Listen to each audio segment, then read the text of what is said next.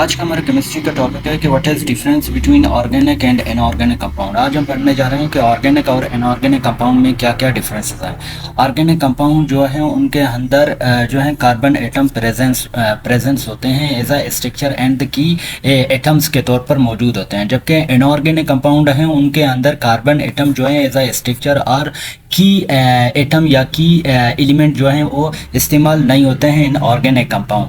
दूसरा फ़र्क यह है कि ऑर्गेनिक कंपाउंड जितने भी हैं उनके अंदर जो है वो कंसिस्ट ऑफ होते हैं hydrogen, oxygen, carbon and some other derivatives of oxygen और कार्बन एटम के कुछ डेरिवेटिव्स के ऊपर मुश्तमिल होते हैं, जबकि इनऑर्गेनिक कंपाउंड जो हैं उनके अंदर जो है वो हाइड्रोजन या ऑक्सीजन या कार्बन डेरिवेटिव्स पे मुश्तमिल नहीं होते। तीसरा फ़र्क यह है कि जितने भी ऑर्गेनिक कंपाउंड होते हैं वो मोस्टली हमारे पास वॉलेटाइल होते हैं, यानी कि वो जल्द बुखारात में तब्दील होते हैं, जबकि इनऑर्गेनिक कंपाउंड जो हैं वो नॉन वॉलेटाइल होते हैं। जितने भी हमारे पास ऑर्गेनिक कंपाउंड हैं उनके वो एग्जिस्ट करते हैं एज अ सॉलिड, गैस और लिक्विड, यानी कि ऑर्गेनिक कंपाउंड जितने भी हैं वो तीन form of all three form of जो मैटर हैं उनमें एग्जिस्ट कर सकते हैं। एज अ सॉलिड भी एग्जिस्ट कर सकते हैं, as a gas, as a liquid भी, जबकि हमारे पास जितने भी इनऑर्गेनिक कंपाउंड जो हैं वो हमारे पास जितने भी हैं वो एज अ एग्जिस्ट करते हैं एज अ सॉलिड। चौथा फ़र्क ये है जितना भी ऑर्गेनिक कंपाउंड जो हैं वो हमारे पास एग्जिस्ट करते हैं वो हमारे पास होते हैं इनसोल्युबल इन वाटर, वो वाटर के अंदर सोलुबल नहीं है, जबकि हमारे पास जितने भी ऑर्गेनिक कंपाउंड जो हैं वो हमारे पास सोलुबल होते हैं इन वाटर, यानी कि वो वाटर के साथ या वाटर के अंदर सोलुबल हैं, जबकि सम अदर जो हैं इनऑर्गेनिक सॉल्यूशन या इनऑर्गेनिक सॉल्वेंट के अंदर जो हैं वो इनसोल्युबल होते हैं।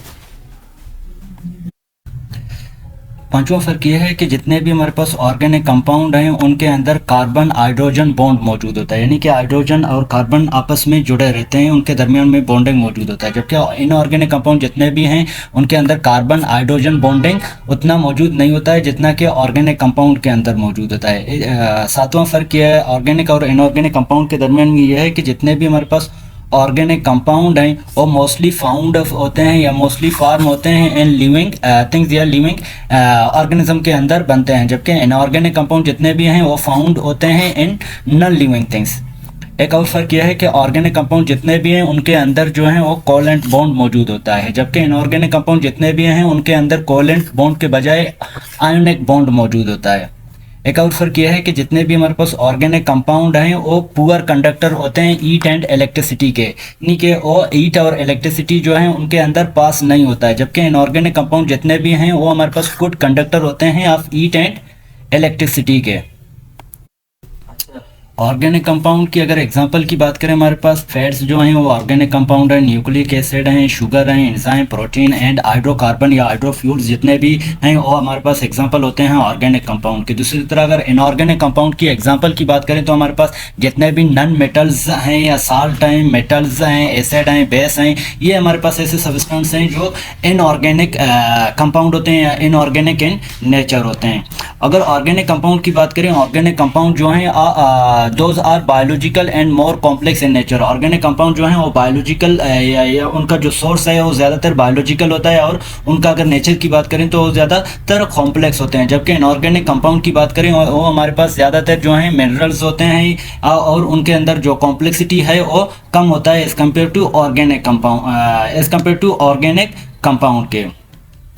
सेकेंड लास्ट फ़र्क ये है कि जितने भी हमारे पास ऑर्गेनिक कंपाउंड हैं वो हमारे पास साल्ट नहीं बना सकते, जबकि ऑर्गेनिक कंपाउंड जो हैं वो हमारे पास जितने भी हैं वो साल्ट बना सकते हैं, बल्कि ना गुड साल्ट बनाते हैं। लास्ट फ़र्क ऑर्गेनिक और इनऑर्गेनिक कंपाउंड के दरमियान में ये है जितने भी हमारे पास ऑर्गेनिक कंपाउंड हैं उनका जो रिएक्शन है या रेट ऑफ रिएक्शन जो है वो स्लो होता है as compare to organic compound. जितने भी अगर ऑर्गेनिक कंपाउंड की रिएक्शन की बात करें तो rate of reaction is slow in organic compound. Organic compound के अंदर रेट ऑफ रिएक्शन जो है वो स्लो होता है, जबकि इनऑर्गेनिक कंपाउंड जितने भी हैं उनका जो रेट ऑफ रिएक्शन है वो फास्ट होता है as compare to organic compound, यानी कि हम कह सकते हैं कि ऑर्गेनिक कंपाउंड जो हैं वो हमारे पास लेस रिएक्टिव होते हैं as compare to inorganic compound. Thank you.